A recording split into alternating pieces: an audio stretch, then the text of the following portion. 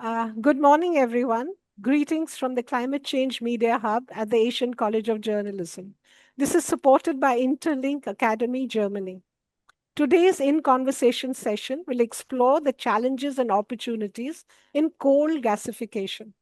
We are delighted to have Mr. Atanu Mukherjee and Ramesh Matham, who will share their insights and perspectives. Mr. Atanu Mukherjee is CEO of Dastur Energy, a global technology, engineering, and advisory firm focused on energy transformation across industrial, energy, and power systems. His work spans chemicals and materials value chains, industrial decarbonization, gasification, low carbon fuels, renewable integration, and intelligent grids. He has envisioned and led major energy projects and policy initiatives with global industrial enterprises, the US Department of Energy, the G20 presidency, Niti Aayog, and the Government of India, advising on innovation, technology strategy, project development, and investment pathways. Earlier, Atanu held senior leadership roles at Microsoft Corporation and Digital Equipment Corporation, where he led product development, product management, and business strategy across operating systems, networking, and semiconductors. He was also a research fellow at MIT's Computer Science and Artificial Intelligence Laboratory, where his team's work contributed to core components of today's internet infrastructure. Atanu holds a joint graduate degree in engineering and management from MIT School of Engineering and the MIT Sloan School of Management. At Stanford University, his graduate work and research in chemical engineering focused on energy systems, industrial decarbonization, chemical process innovation, and AI. He has authored more than 100 publications and holds several patents spanning energy systems, grid economics, computer science, and materials science. He was elected to the world's who's who in science and engineering in 2012. Outside his professional work, he is an avid golfer, a pianist, a private pilot, and divides his time between Austin, Texas, and India. Ramesh Matham, who will take this conversation forward, is consulting editor at the Hindu Business Line. He has covered a range of subjects, notably renewable energy, climate change, and the business of science. He currently anchors the cleantech and quantum special pages at the newspaper. This conversation will run for 45 minutes, followed by 15 minutes Q&A session. Please keep yourselves muted and feel free to use the chat box throughout the session. Okay, over to you, Ramesh. Please go ahead. Thank you very much, Preeti. And good morning, Mr. Mukherjee. Good morning, everyone else here. Now, it must be pretty obvious to all of you why we have chosen this particular topic, coal gasification, to take up for discussion today. And it's because very recently the government of India announced a large scheme, fairly large outlay, 37,500 crores for promoting this technology. This followed actually another scheme about 8,000 something crores announced earlier, a year ago. So the government seems to be very keen on coal gasification. The reason is very clear to see. Now, India is blessed with a lot of coal, 400 billion tons, they say, can run for centuries. We can't use coal in a power plant. We shouldn't, because it emits carbon dioxide, creates all kinds of problems. So how is that we use the coal and yet not create problems for ourselves in terms of emissions? One way to do that is coal gasification. So it's a very interesting subject. And that is why we have chosen this topic. And as Preeti just introduced Mr. Mukherjee, he is the expert on this subject. And I know personally from our previous conversations about his expertise in this field. So welcome to this, Mr. Mukherjee, once again. Let me start by asking you this question. This coal gasification itself is nothing new. Now, I hear that about a century or so ago, some streets in Bombay used to be lit by gas from coal. So what's new now? I mean, why are we getting excited about coal gasification, an age-old technology? What's happened that we should get excited about it now? Yes, sir. Right, right, right. No. That's a great question, right? I mean, yes, you're right. Coal gasification is not really new, right? It's been there for many decades and probably a century plus. Um, the question is that over the history of the past 100 years, there have been different developments of different kind of energy sources which competed with coal-based energy generators like coal gasification. And it so happened that in the vast parts of the world, right, like United States and in the Middle East, for example, natural gas became a big what you call driver of energy, right? Energy use because Mhm. of the characteristics of natural gas in terms of its the density of energy or the amount of energy it contains and the use that it has got in diverse areas, right? And so natural gas and oil drove what you call based on economics and use, right? Those two factors drove the general adoption of natural gas and oil. And coal gasification, while it's what is very important and very useful, has got certain characteristics which needs it to be processed in a certain way for it to be more useful, like natural gas, Ah, for example. So if you want to if you just want to burn coal gas to light lamps, yeah, absolutely, you ah, could do that. Okay, but if I want to use it for beyond lighting lamps, and I want to use it for generating products and chemicals, and use it for power generation, you have to process it in a different way so that it becomes much more useful. And also it needs to be economical and compete with the corresponding sources, right? And so that's why it kind of like fell behind, right? In terms of, or not fell behind, it was taken over by other sources, other generators mm, like natural gas and oil and others. And coal was used for mostly for combustion. But again, mm, over time, what happened, as you might know, is that there's a segregation of energy sources, right? And of mm, course, international trade allowed energy to be shared, energy commodities to be shared across the world, like natural gas and mm, oil, for example. And so the need for developing coal as a separate resource for creating an energy source which can be useful, right, in many different ways, like natural gas, was not that acute, right? And so therefore, you didn't see that development, right? In regions which lacked natural gas or lacked what you call natural gas based what you call fuel sources, because trade allowed you to do that. But as things progressed, right, and I'll bring you back to 1973 when the oil embargo happened, right? mm, People realized that trade alone cannot equalize the energy use where this concentration of production in different geographies like Middle East or some other places like Russia. And so that's when investment started in terms of saying, you know what, let's revisit gasification because that's what you call endowment, like a coal endowment that I've got in the nation or in the region, and I can utilize that. If I can utilize that and I solve this trade and security barrier that I come up with in cases of these kind of disturbances. That's when investment started again in gasification of coal in the United States, but the United States had a lot of coal at the time, didn't have gas, right? mm, And so that's how it reignited the gasification of coal, but then the United States found gas in 2007, 2008, right? The shale revolution. And so that kind of like died down. So the bottom line is that, yes, absolutely, gasification of coal can produce natural gas, which can produce coal gas, which ah, can be utilized for yeah. different kinds of products. And its origins are historical, right? And if you go Ah, beyond, it was indeed used for production of useful petrochemicals or products and commodities like petrol during the ah, Hitler days, right? Hermann ah, Göring's Luftwaffe, for example, was mostly using coal gas based, petrol derived from Fischer-Tropsch is a process which basically was discovered in Germany, right, at that point of time. fission drop process. Fischer-Tropsch process, right, essentially, converts coal into coal gas into petrol or aviation fuel for that matter, at that point Ah, of time. And so the history is varied and it's evolved over time. But I think that as things have progressed and as we know today, we see that geopolitical sequences happen and will happen, right, going over time, given the nature and the structure of the world.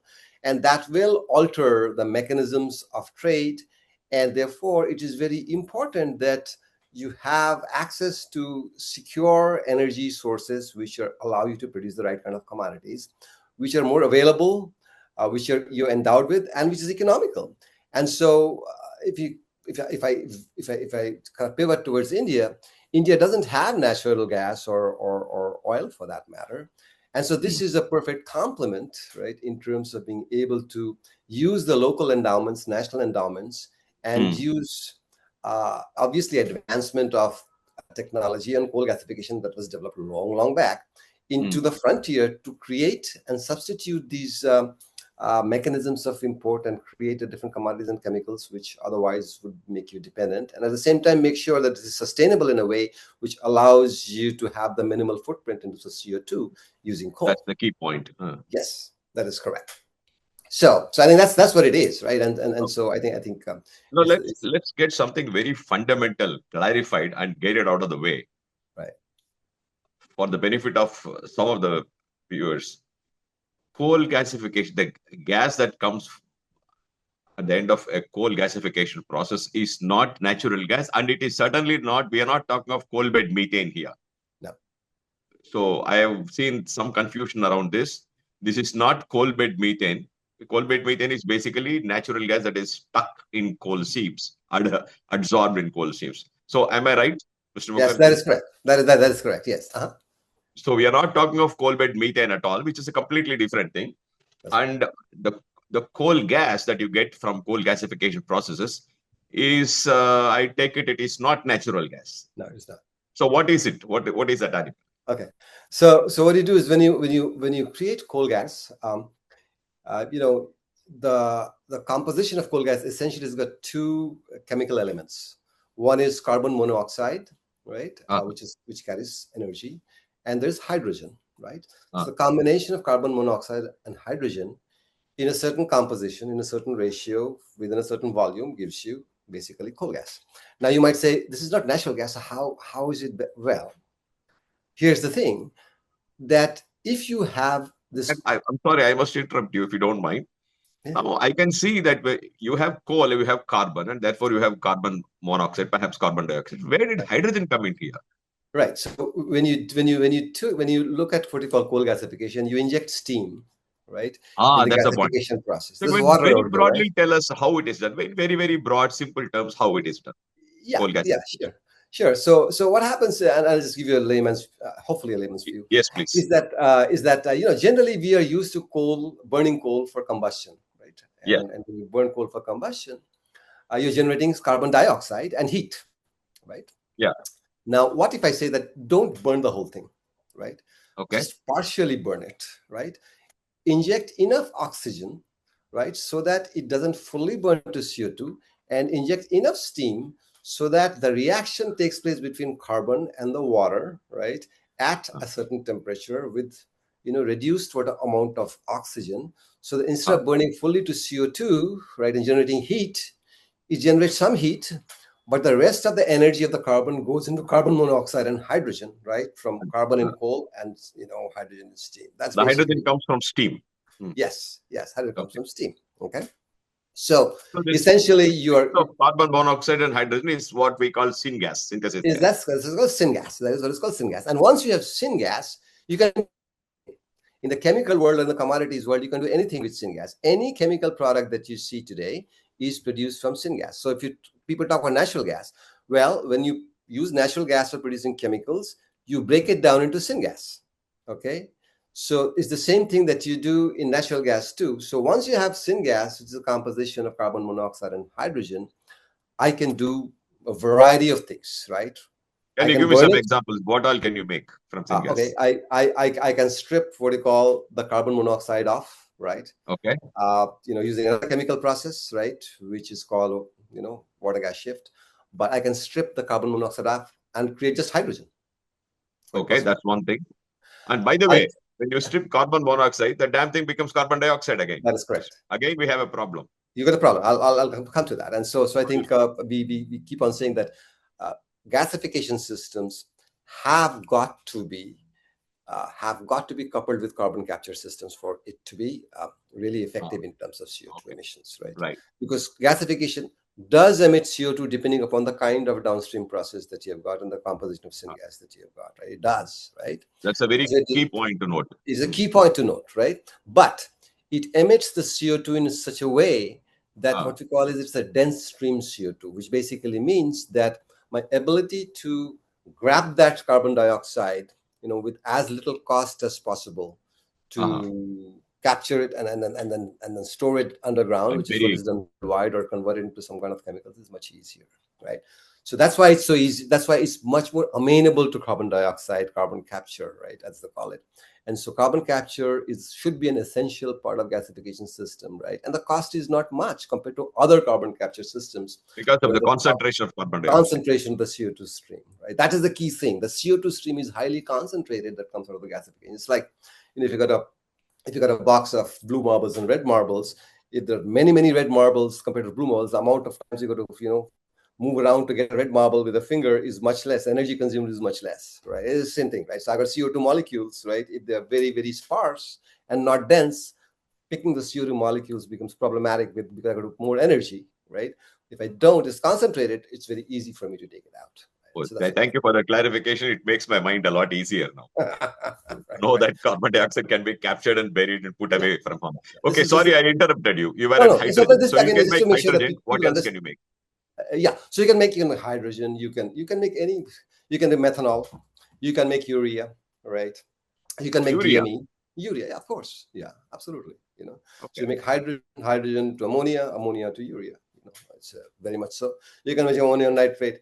You can make synthetic natural gas, SNG, and that's something we've been working on for a couple of what we call projects right now in India. Is that natural gas in India is not available, right? And the cost of LNG procurement is very high, right? If you look at the cost of natural gas by LNG, at least $12, $13 per unit, right? And you're dependent from outside. So you can produce natural gas, it's called synthetic natural gas, right? You can produce plastics. You can take, plastics of different kind, the petrochemicals as they call it, right? So there's a whole chain, and this whole chain is entirely possible commercially. But the question becomes, what makes sense in the context of the region, nation, India, and what makes economic sense, right? If it doesn't make economic sense, it's not going to happen, right? You can give any number of subsidies, but there's a limit to how much you can give subsidies to make things happen for infinite period of time, a long period of time. You have to have a sustainable economic model. You got to have a sustainable what we call CO2 model, right?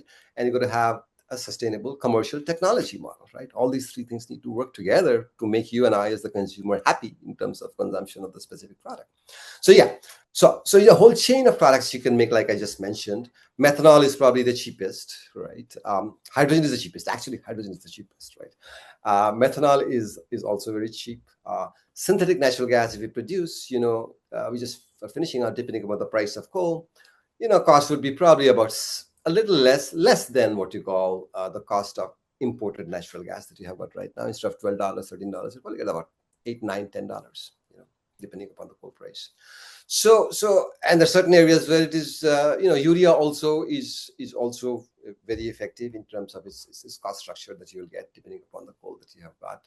Hydrogen is the most effective, in fact, and if you were to produce hydrogen. On the point again, on the point of hydrogen, I remember from an earlier conversation that I had with you, you saying that it is possible to produce clean hydrogen, not green hydrogen, but blue hydrogen. Basically, you take the carbon dioxide, bury it, so you get clean hydrogen, which can be called blue hydrogen, at a price of something like a dream price of something like $1.25 a kg. Can you dilate on the subject a little bit? Tell us a little more. I mean, it raises eyebrows. You see, I mean, this is an easy pathway to get into hydrogen economy. Yeah. So I think I'll just I'll just tell you the genesis of the whole thing, right? So if you look at hydrogen, the production of hydrogen from coal, gasification using coal, if I were to get coal, normal what you call normal quality of coal, which is not very good quality in India, high ash, right? $30 to $40 per ton if I get it, right? My cost of production of hydrogen,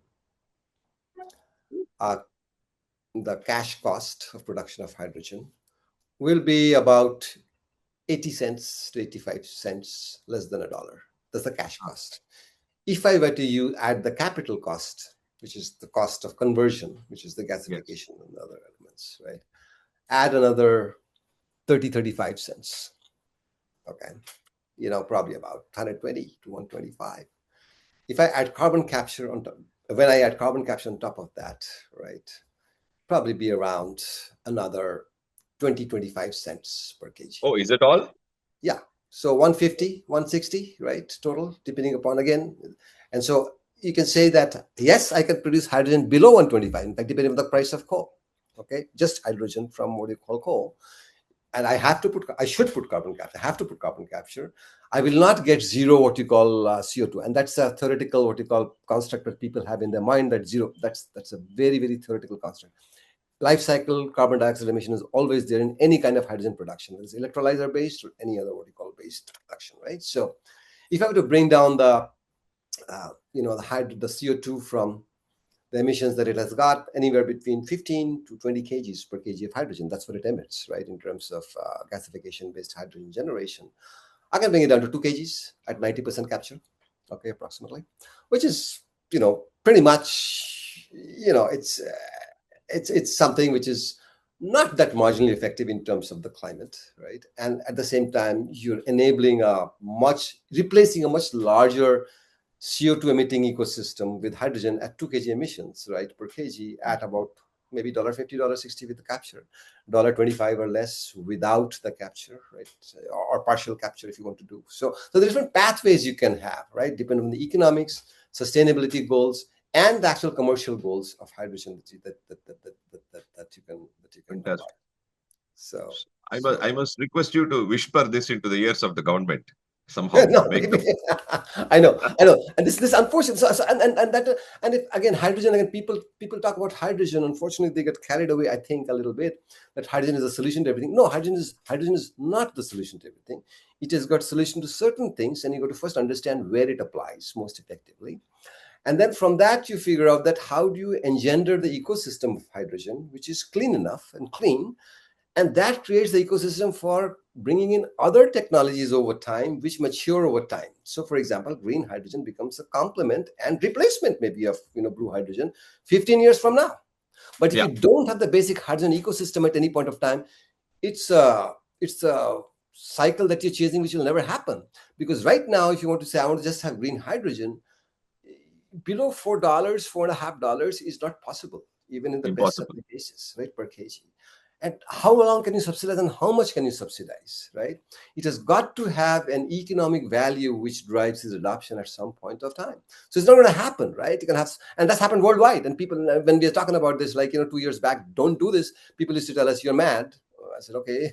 But now, if you look at worldwide, all of these green hydrogen projects are kind of like, I would say tapering down, but they realize it's just not viable if you were to do this. And then apart from that, there's huge amount of requirement of renewable energy for hydrogen. And we argued that instead of putting the renewable energy into hydrogen projects, put it into the grid. That's a much better. If you make the grid cleaner, you will make the electricity cleaner, and then everything else becomes cleaner, right? Rather than saying I want to put the hydrogen on the electric renewables and the hydrogen. That's again a project and investment by itself, which doesn't scale that well. So anyway, the question is, yes, you can produce hydrogen at $1.25 or so, depending on, again, I'll qualify that depending on the price of coal. Low ash, high ash coal out here, $30 to $40 per ton. I'll get about $1.25 with the capital cost, the cash cost, which is what businessmen typically look at, is less than $1, around $1 per ton, $1 per kg. And so, and the capture, you'll go to probably $1.50, $1.60, right? Which is workable and, a workable solution. That's a very, very useful insight. And you're saying basically that coal gasification can be a key part of this ecosystem, hydrogen ecosystem over a period of time. And by the way, I am just reminded of when you were talking about the economics of hydrogen, just reminded of a conference I attended where a person none less than Fatih Birol, the director of or Secretary General of International Energy Agency, said the same thing. I mean, he said hydrogen is not going to happen today, tomorrow, or even day after. It is certainly a technology, but for the future. Anyway, let's keep it at the back of my mind. Now, coming back to, once again, coal gasification. fairly recently had an opportunity to interact with the former Power Secretary, Department of Power. He kind of poofed this idea of coal gasification. And look, it won't work because Indian coals are high ash content. So forget it. It won't work. I know for a fact that you have a different view. So I want to know your counter reaction to that. Sure. Will this work with Indian coals with ash content as high as 35-40%? Yeah. See, look, here's the thing that is very kind of unfortunate, that people draw conclusions based on things which might not have been appropriately done, right? So, and one of the things we always have been saying since 2017 is that it is very important to understand that you in gasification, you bring the technology to the coal, you don't bring the coal to the technology, right? So therefore, it is fundamentally important to understand the nature of the coal that any specific region, country, or nation or India has, and then see what is the best technology option which can gasify that coal commercially, effectively, and at the right economics, right? That is the way to do it, not the other way around. You don't select a technology and then you say how I fit the coal into it, and that's going to be a disaster. Okay. And unfortunately, in India, I think a lot of those trials and tribulations that happened in the past, I think 7, 8, 10 years, Talcher being one of them. That very famous Talcher project. Famous Talcher. And you may not want to mention it by name, but I can. You can, the famous one that So the question is that if you have the inappropriate technology, right, for the feedstock or the coal that you have, then the likelihood of that's going to work, right, at that scale is rather low. And that's what happened in many of these situations. They kind of like move the wrong technology coupling to the feedstock. And in the process, what happens is that the general people like you and I, right, will say, oh my God, this coal gasification doesn't work. It's been 10 years, 15, nothing works. This doesn't work, right? But then the bigger problem out here was that if you had the right technology, mapped to the coal that you had, then you would have a functional gasification system. And I'll give you one example. If you look at the Angul gasifier, for example, it also went through a lot of Angul, JSPL, Jindal Steel. That's Jindal stainless, right? Yeah, Jindal Steel. It went through a lot of trials and tribulations, but then they at least did something right. Or not something, that's one thing right, which we were involved in, of course, initially, was that to be able to have the right technology, right, for the kind of coals that they had. And so it was more or less the right technology. It could have been better, but it's not the right technology. And so that allowed them to leapfrog through the trials and tribulations of coal block deallocations and all that kind of stuff, right, which happened for many years. And finally, it's a functional gasification system working commercially right now for the past many, many years. Okay.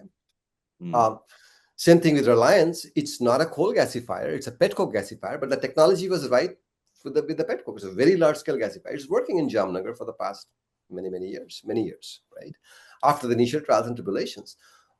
So yes, it absolutely does work, but the larger examples of mishaps because of the wrong what you call technology match with the feedstock diffuses much faster in the general what you call public say this thing doesn't work. And I think that's what the power secretary might have kind of formed his opinion based on.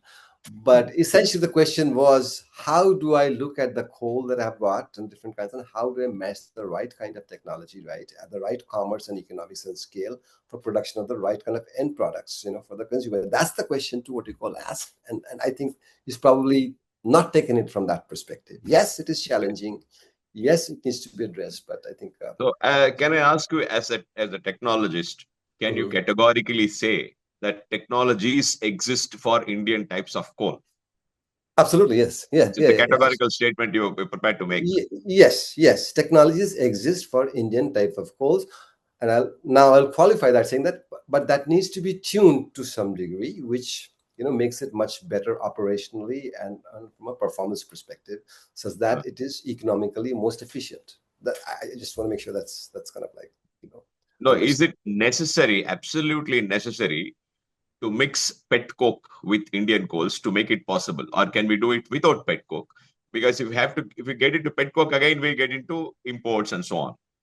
Right. So that's another point again I picked up from our earlier conversation, I want to Yeah. ask you: are these technologies that you are so confident of? Uh, do they have a feature of pet coke in them, or can it be done without pet coke mixing? Yes, absolutely, if you have the right technology. So, and here's something that I just want to mention, right? And maybe a little bit of a detour. Why technologies exist that can work on Indian coals, which are basically known to have vast majority is known to have high ash, and the composition of the ash is also kind of like a little quirky. So when you gasify coal, you can either what you call heat it up so much with coal and oxygen such that it melts, right? And it creates the syngas, and you take it out, and you take the refuse that is formed as slag, molten slag, and drain it out, right? That's the normal way of doing it, traditional way of doing it, and that works very well where the composition of the feedstock is such, the coal is such that it does got very little impurities or ash, right? If it has less impurities or less ash, then this works, and Jazan, Saudi Arabia has been working for a long time, Reliance has been working, quite a few of them, right, that's been working. But so basically this is called a slagging gasifier, which basically means I take it up to high temperature and then melt the thing and flow the ash out and generate the carbon and convert the carbon into carbon monoxide. What is it again? Slagging. Slagging, Gasification. slag formation, right? Slag Yeah. formation Okay. Right. drops. Slagging Liquid gasification. slag, right, which comes out. Okay. Slagging gasifier. Now, Indian coals have got very high ash content, 40% ash, 30 to 40% ash content. And its composition is such that it has got,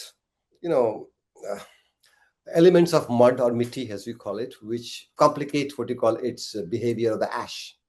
So for me to take that whole coal with such high ash content to that high level of temperature, first is very energy inefficient because I'm not heating the ash, right? So out to that level. Yes. And second, because the ash is different, ash composition has got very high composition of these elements of silica and alumina, it melts in an inconsistent way, and even if it melts, it doesn't flow the way it should. Okay, so if you melt and the slag doesn't, the liquid doesn't flow, the waste doesn't flow, then you got a jammed gasifier. Basically, it'll not work. So then you say, oh, you know what? I increase the temperature further. Okay, well, you can do that. You put more energy, but it'll have some effect on the slag flow because the flowability of that slag liquid will increase. Just as you heat what you call more, the liquid becomes more flowable, right? But then isn't there some additive or something that you can throw into it? Yeah, and you can put additives and flux, and it's called additive. You can put some additives also, but that again increases the volume of the flow that you need to handle now. Correct. Okay. Because you put additives and so you can do it to some degree. But in general, it makes this managing this slag, right, in terms of its generation and flow very, very difficult, right? And if you cannot keep on increasing the temperature infinitely, it consumes a lot of energy, and it'll then start it'll not possible physically because it'll start wearing the refractory walls. It'll kind of like, create a lot of temperature stresses, and the gasifier will die. So you can't do that. So essentially, you cannot have, in the general context of Indian coals with high ash and the composition that it has got, which is a different composition, which doesn't make slag flow well. Okay. You should not go for slagging gasifiers. Then you should go for gasification, which is non-slagging, which means that I don't take it to such a high temperature, okay, to melt it. I just make dry ash, and in the process, I get carbon monoxide and hydrogen. It is certainly at not something that's very, very efficient compared to entrained flow gasifier or the slagging gasifier with the right kind of coal. But that is the most efficient option that you got, that you take the gasifier which doesn't melt the slag, which just takes it to a certain temperature, which is able to engender the reactions to create carbon monoxide and hydrogen, and generates the ash as powder, right, which can be taken out. And that makes the whole difference, right, in terms of operation. So India should have non-slagging gasifiers, and within non-slagging gasifiers, a certain technology called fluidized bed technology is the most appropriate, right, for the kind of coals we have got for the best economic operations and the best operations in terms of its continuity and reliability for Indian coals. So now you never did that. And if you look at JSP Langul, it is not a fluidized bed, but it's a non-slagging gasifier. If you look Okay. at Sasol, right? Sasol is the largest operation of gasification in the world. It has got 84, 85, what you call non-slagging, what you call this gasifier, which doesn't create slag, but creates ash. It's been operating for 40, 50, 60 years, 50 years now, I think 50 or 55 years, right? And again, the coal out there is very high ash coal. Secunda Mines coals is very high ash coals, right? About 35 to 39%. Chemistry is a little better. That's fine, but coal is ash is very high. So it's been working, no problem. If you look at the lignite operations, the low rank coal in North Dakota, right? 14 gasifiers, non-slagging gasifiers, working for the past 25 years, I think. Okay. So it's very important to understand. We do have non-slagging gasifiers in the Yes. market. Yes. So yes. it's possible. It's entirely possible. It's entirely possible. And I think that a lot of the technology today, right? I'll just draw the example of China, right? China is the leader, right, in terms of gasification technologies and a gasification ecosystem as such in a nation. And I think that if you look at 350 million tons of coal being gasified in different forms in China, and Chinese coals of different types, yes, you have technologies available here in the United States, in Europe, and I think we must adopt and build on that to what you call apply towards Indian coals to make gasification. And fluidized bed combustion we are not any strangers to that, because we have been using that in the context of thermal power generation for quite some time. So I suppose it is not so difficult for India to do that. Well, anyway, so I just two quick questions, and then I will throw open this conversation for question and answers. One is a very key thing. In fact, I should have brought it in earlier. I request you to make, for the benefit of our viewers, the distinction between surface coal gasification and underground coal gasification. They are completely two different things. One will work, one will not work. Can you speak a little about that? Yeah, sure. So underground coal gasification is an interesting, option. It is still a very ambitious option in terms of what can be done for gasifying coal, but it's generally in the R&D and the pilot and semi-commercial, not even semi-commercial, just isolated commercial, what you call examples exist, right? What happens in underground coal gasification is that you say, you know what, I cannot mine this coal out to the surface, right? So why not bore a hole, right, and inject steam and air or oxygen to make the reaction happen underground, right, with coal, and then let it generate the syngas, which can then be piped out to the surface and be used. So as simple as that, right? Instead of saying that I mine the coal out, put it in a reactor, in a vessel here overground or surface, and then react it in that steel vessel to create the carbon monoxide and hydrogen using the similar kind of process. Now, this sounds pretty simple, but here is the challenge.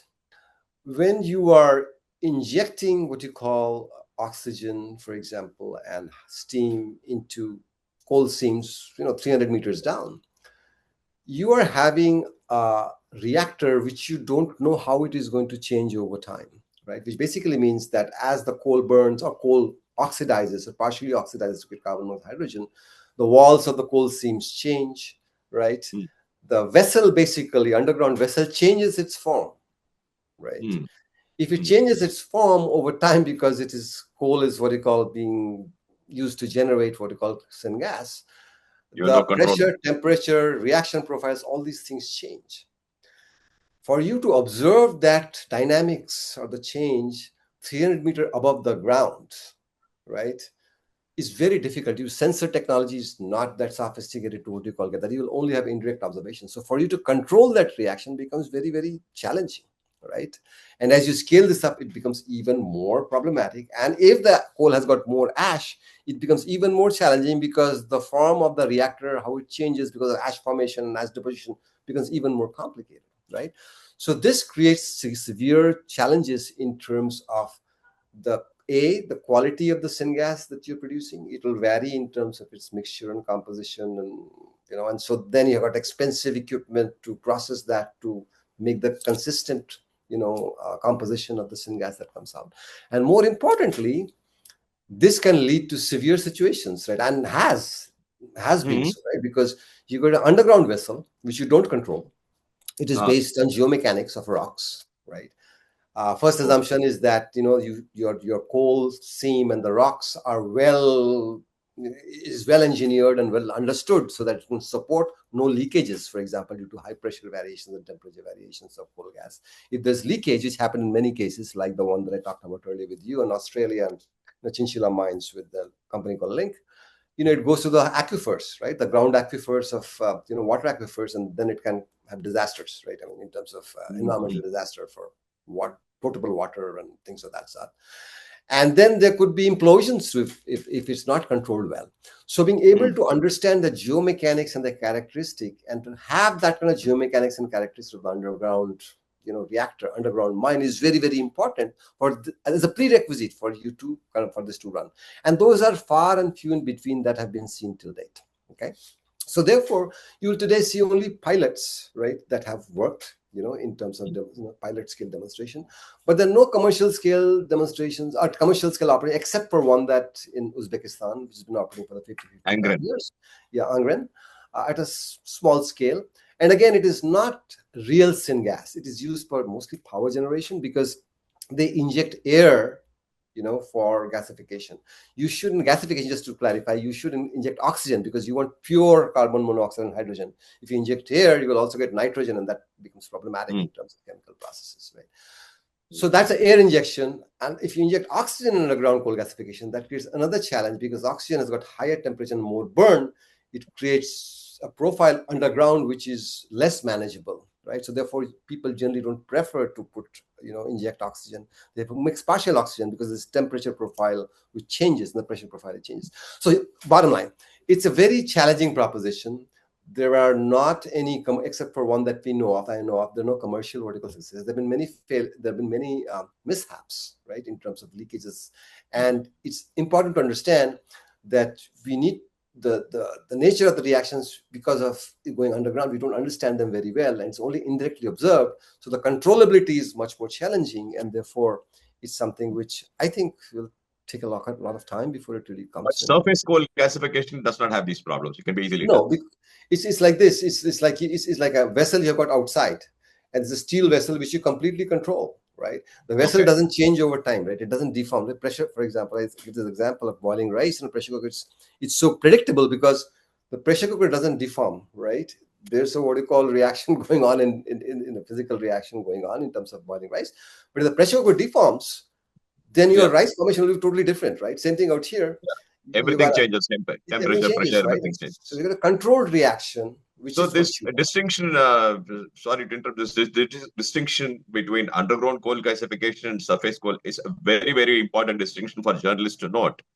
Particularly because very recently, the government has allotted coal mines to two companies, Reliance and a company called Axis Energy in Andhra Pradesh. Right. So, but that's still futuristic in the realm of R&D. But surface coal gasification is not such a big problem.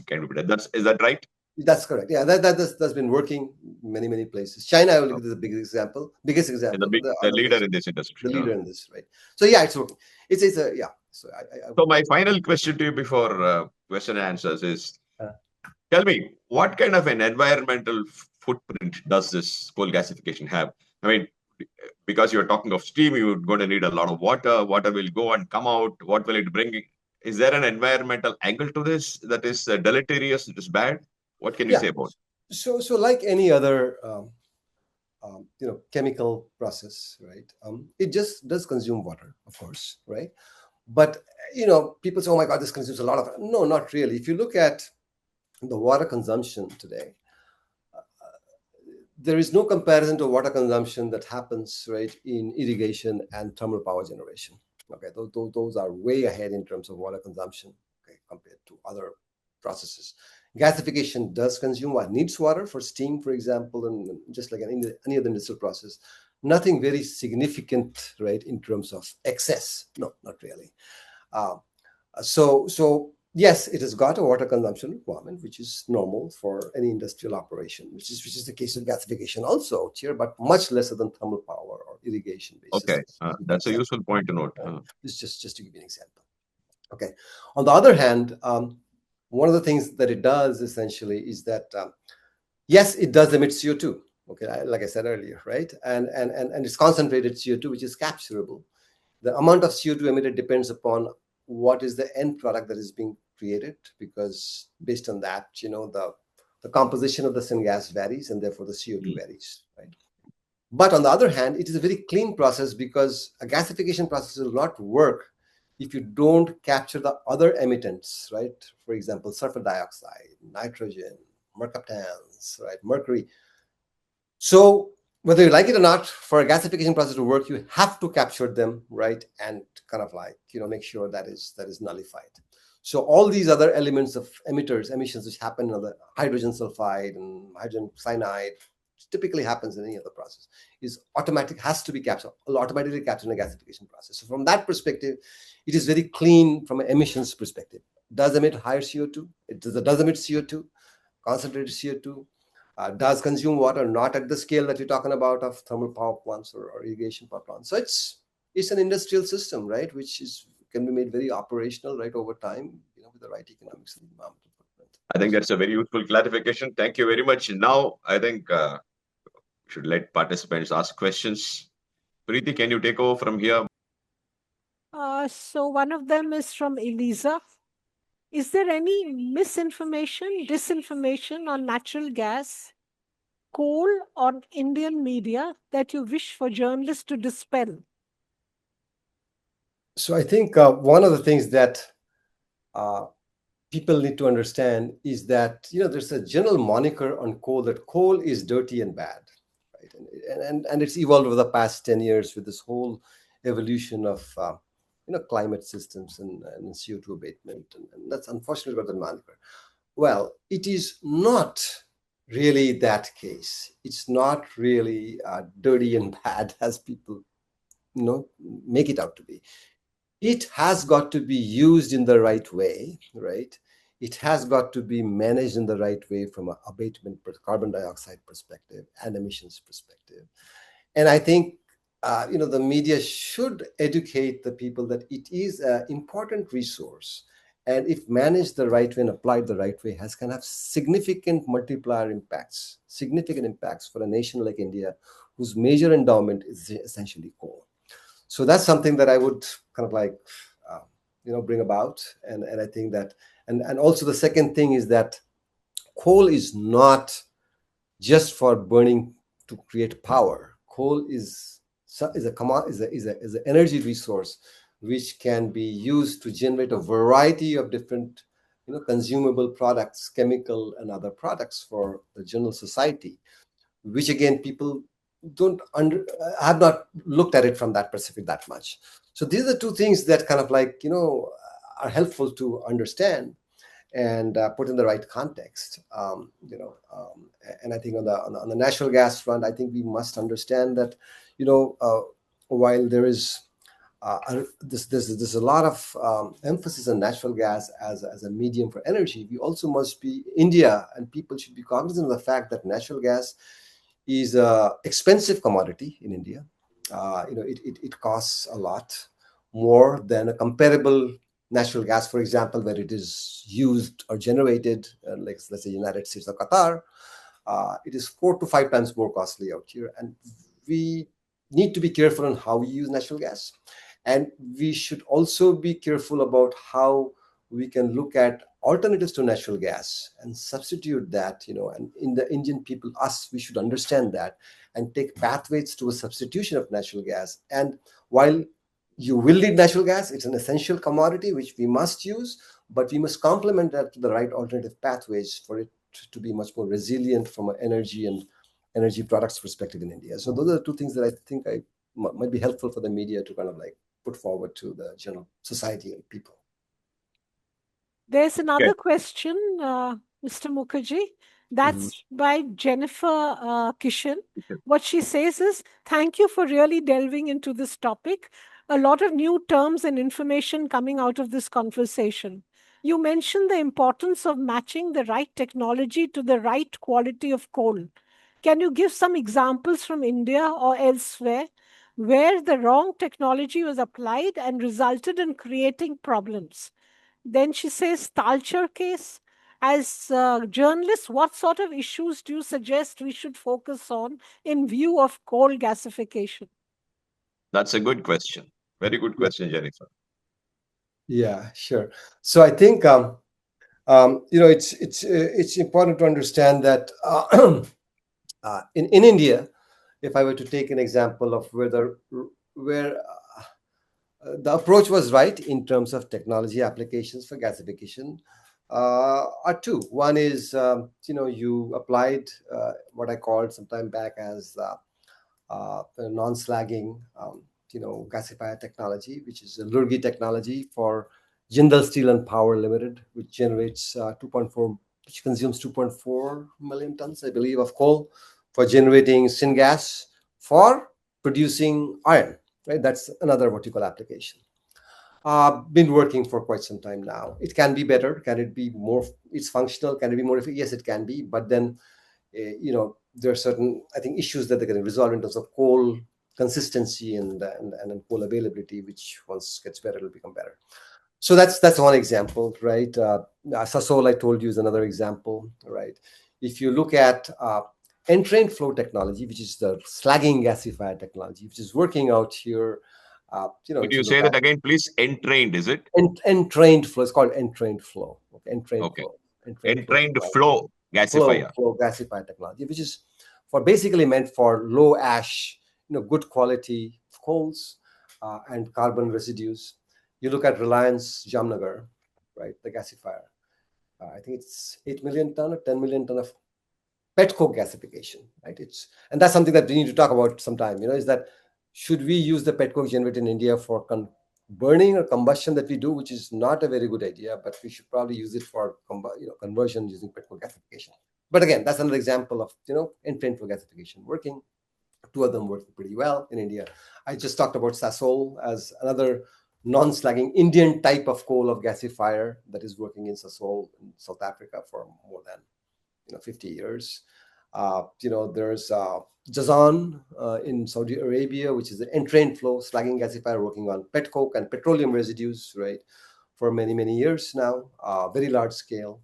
You have Coffeyville in the United States, which is running on good quality petcoke and coal for entrained flow gasifier for many years now, producing urea and ammonia. So there are many, many such what you call examples of successes. And I'm not taking China at all. China is the largest number of successes, right, in terms of different kinds of gasification technologies and different kinds of coals that they have got. China has got a variety of coals, and they do quite a bit, right?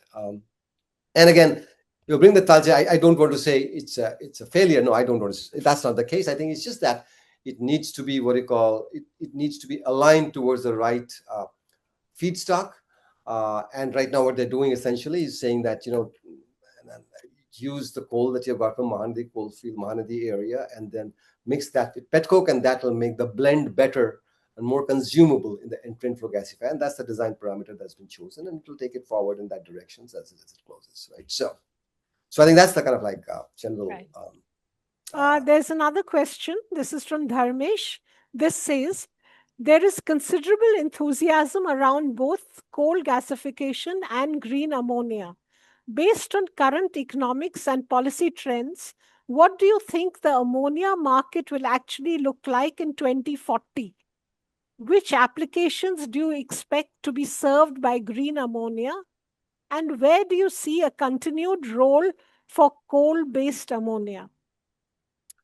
Yeah, so I keep saying this, right? The moment you say green ammonia, ammonia can be used for different purposes. Like, of course, as a food, as a fertilizer, what you call input is certainly one of the most important uses, the most important use. And beyond that, you can look at ammonia-based transport mechanisms you can look at, especially in maritime transport. They're looked at, is one more specific area. And there are others also in terms of ammonia combustion and turbines is one more area that people are looking at. But those are all developing areas. Main what you call application has got to do with in terms of production of fertilizer inputs or urea. Now, we certainly can look at green ammonia can be done, but here's the problem, or here's the challenge, right? that we need to really overcome in any of these green transitions, which solely rely on hydrogen.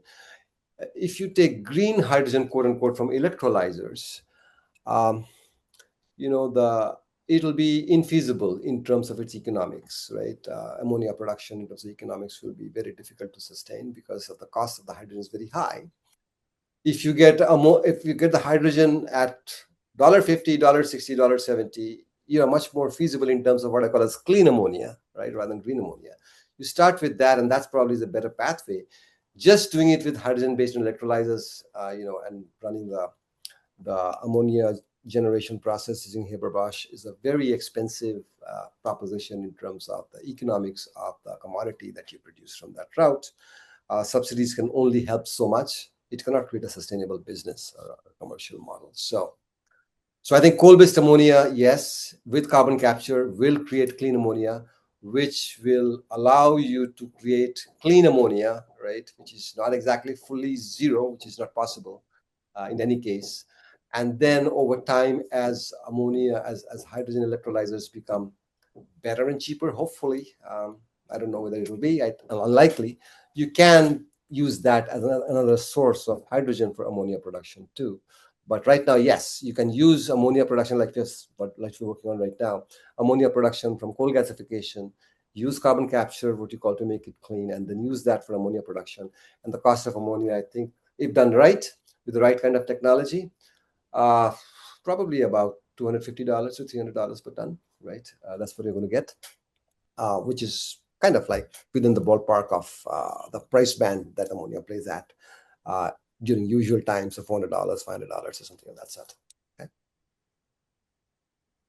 We have another question from Elisa. She's saying, do you think the energy crisis in the Middle East would really prompt many countries in the world to switch to renewable energy?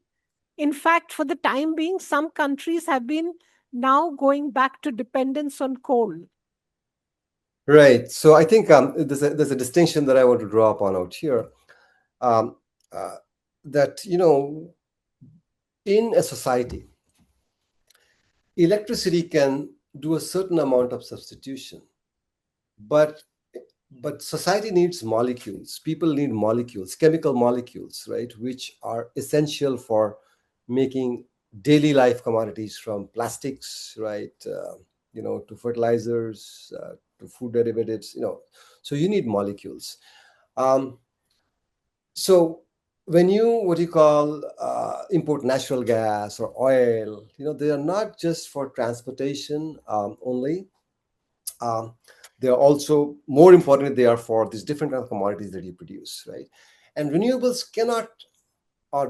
as I call it, as electrons, they cannot substitute for molecules fully. They can substitute somewhat in terms of, for example, transportation use through EVs, for example, if that's possible. That's a long-term project. That's what we believe, and adoption will depend upon how EV adoption happens and based on infrastructure.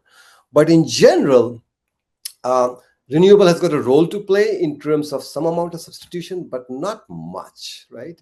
So switching to renewable is not the general solution. It is a complementary solution which will help to some degree. The main thing is that how do I secure these molecules through alternative pathways? And I think, as the globe becomes more volatile, and we'll have similar geopolitical events happening in the future too. That's for sure. Question, we don't know the time. We have to figure out ways in terms of securing molecules, securing these molecules-based commodities for society more effectively, more efficiently, more securely, with less volatility. And one way is to look at local sources like coal gasification that we talked about. And the other I talk about is that, we need to look at much, much better diversification strategies, right? In terms of geographical diversification across different kind of regions. We have created these dependencies, by concentration on the Gulf of Hormuz, for example. LPG, 90% of LPG imports come from Gulf of Hormuz, which should not be the case, because LPG production, for example, in the United States and other places is quite a bit, and we should have taken that into account. And it'll cost a little more, but in the larger scheme of things, it may the freight cost, additional freight cost, more or less justifies for the stability that you get in terms of, let's say, LPG supply. Same thing with oil. Oil, we have reduced our dependency to 40% probably from the Gulf of Hormuz in that area, but it doesn't mean that you depend only on Russia, right? You have many sources of oils. Canada is a source of oil. Guyana is a source of oil. There are many sources. And again, the costs vary, but we need to integrate all this diversification into a coherent strategy, right? And couple that with alternative pathways like coal gasification as an example, and complement that with the renewables to the extent that it makes sense to create an energy basket which is secure and which makes sense economically and is useful for the society and useful for a geography like India. So that's what I would say. Can I quickly ask you, Adnan, thank you so much for this, but I wanted to ask, this was part of my earlier question, are there any issues in coal gasification that we as journalists should right now focus on, just because this is something new to us, and I really want to know of any pointers of like topics that we should really look at? To interpret the question in a different way, please give us a story. So let me put it this way, right? So I think what we should do is we should use coal gasification to really plug some of the major holes we got in terms of energy security. And I would go for a couple of things. I think one you should go for is synthetic natural gas production, right, which replaces LNG to some degree, right?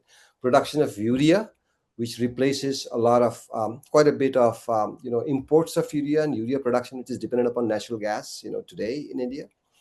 And the third thing is that replacement using for fuel derivatives and other what you call commodities like and petrochemical derivatives that you can produce using methanol. So I think the story should be that if I look at methanol, if I look at synthetic natural gas production, if I look at urea production, that basket itself has got substantial value. And in our analysis, we find that if you're able to advance this frontier, just this frontier itself, and also maybe methanol derivatives like DME, like I said, which is used for LPG substitution, I can have a substitution basket which is economically compelling, right, and attractive. At the same time, allows me for less volatility in the market and prices become hopefully more stable and secure. And I think more importantly, it's got a big impact on the exchequer, right? Our calculations show that, you can get to a trade deficit rate reduction of between 10 and $20 billion over the next 5 to 10 years, right? Just by looking at this basket at the right scale and right volume. So you've got a multiplier effect in terms of creating a more secure, non-volatile, economically attractive marketplace for commodities, which can complement and substitute some of the things that you import and trade today, create a better situation in terms of trade deficits and balance of payments and current account deficit, right? And that creates better story for you, but better story for India in terms of how it can move forward. And I think that creates an opportunity for much more economic activity in terms of jobs and macro multipliers. So if you look at all these coal gasification systems, if you do that, you probably do that in coal-rich areas like Chhattisgarh or Jharkhand and these places. That generates a lot of jobs, right? A lot of jobs in those regions, which traditionally have been dependent upon coal mining to a large degree. But it creates much more volume of jobs, and the value added in the jobs also go up because of the nature of the work that you do. So the combination is a good ecosystem story, which allows you to move the economy forward in the right way while containing the price and volatility factors and the security factors, which are so important for a country like India and its growth stage. So that's what I would say. Sure. Thank you so much. Very well. You see, I wanted to ask Mr. Mukherjee about global experience with coal gasification and so on. Like I said, I could have gone on and on like this, but we have come to the end of our time. And I suppose global experience, one can Google and find out more about it. So, Preeti, do you have a little more time, or should I conclude this now? No, I think if you want another 5-6 minutes, yeah, you can continue. Okay, not The even 5-6 important question that you want to ask, I know. No, very briefly, Mr. Mukherjee, if you could touch upon global experience with the coal gasification, it would be a good kind of background. Yeah. What's happening elsewhere in the world? China, you mentioned China is a big leader. what's happening in United States and so on. Yeah. So let's talk about Is it, right? there similar interest? I mean, like in India, there is an upsurge of interest. Yeah. Is there a similar interest elsewhere? Yeah.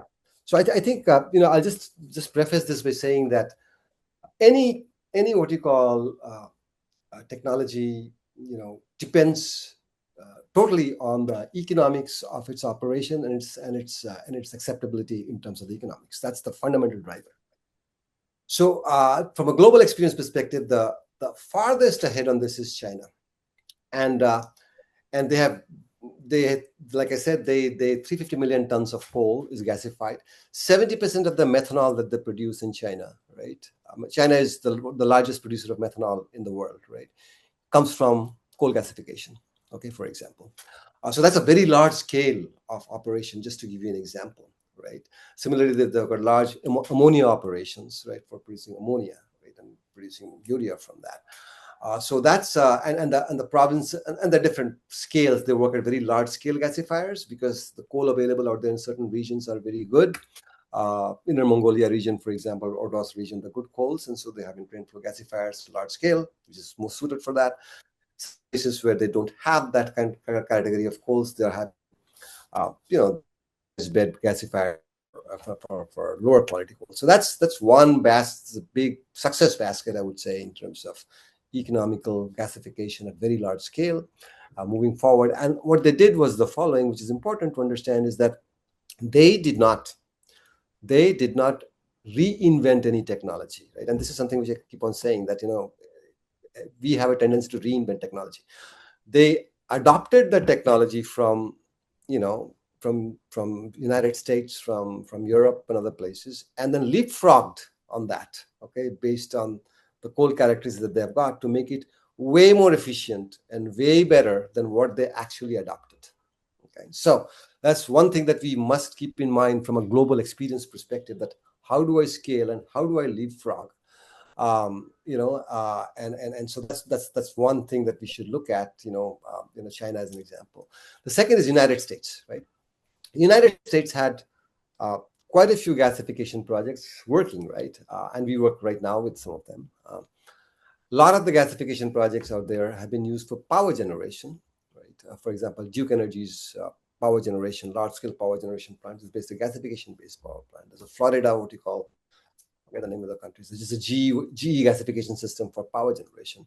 If you look at the Coffeyville project, right, it's a gasification project for generating urea. With the Wabash Valley project, which happened 1995, I believe, that was initially for power generation, and then now for ammonia, what you call, generation, right? And then I talked about the one in terms of the Dakota Valley, the Basin Electric or Dakota Valley project in North Dakota gasification. It's been running for 25 years for creating different kinds of chemicals, from synthetic natural gas and other derivative chemicals. United States now is not that active in gasification. Why, you would ask me? And the reason is very simple, right? In 2007, shale gas killed everything, right? I mean, not killed, changed everything, right? Shale, if you're getting natural gas at $3 per MMBTU, and which you to produce everything that you can with coal gasification-based system, why would I use coal gasification, right? Which will cost me in the United States to convert from coal into synthetic gas about $5 per unit. I would not, right? So therefore, the economic sense for using coal gasification at large scale does not make so much of compelling sense, right, in the United States at this point of time. But there have been many such what you call operating plants that are working right now, and I think the next stage of gasification that will happen in the United States, most likely, if things go the right way, is that United States generates a lot of pet coke. You may know that the US is the largest exporter of pet coke, which is a very dirty fuel. It's very energy rich fuel. It's a very dirty fuel, right? Very large amount of sulfur, and sulfur emissions are bad and very highly concentrated carbon. So it generates 50 million tons of exports 50 million tons approximately of pet coke around the world. So what is the proposition right now, I think, is as things, and this is the rightful thing to do, as things kind of like become more stringent in terms of emissions around the world, pet coke trade is going to become lesser and lesser. China and India is going to burn lesser and lesser of petcoke as we go forward. And the best option essentially is got to be changing this petcoke using gasification to chemicals and hydrogen and different kind of commodities, whose cost is going to be lesser than natural gas-based conversion, because petcoke, when it is not being sold in the international markets, the opportunity cost, the price is much lesser. Okay, same thing in Alberta. The way we talk to Alberta in terms of petcoke gasification, right? In terms of how to take gasification in that direction.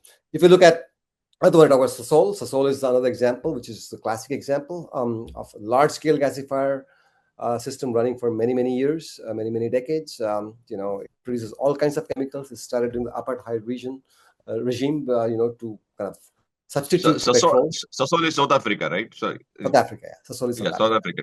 Yeah, and it started apartheid as the basic driver, because they were segregated in terms of petrol supplies, and so they had to start this using Fischer-Tropsch, and then went into different kinds of chemicals that can be gasification, and they have the quality of coal is again very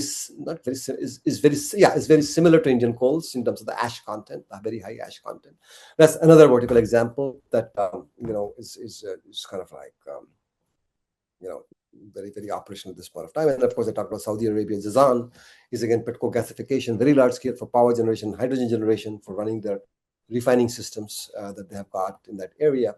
And that's again taking the residues of the refineries and then utilizing that for gasification to use these kind of chemicals. So those are kind of like a few. Well, that was a lovely. You took us across the world. Thank you very much. It was like traveling on a magic carpet. That's good. I'm glad it was helpful. Thank you, Mr. Mukherjee. Mr. Mukherjee, I have no idea how to thank you.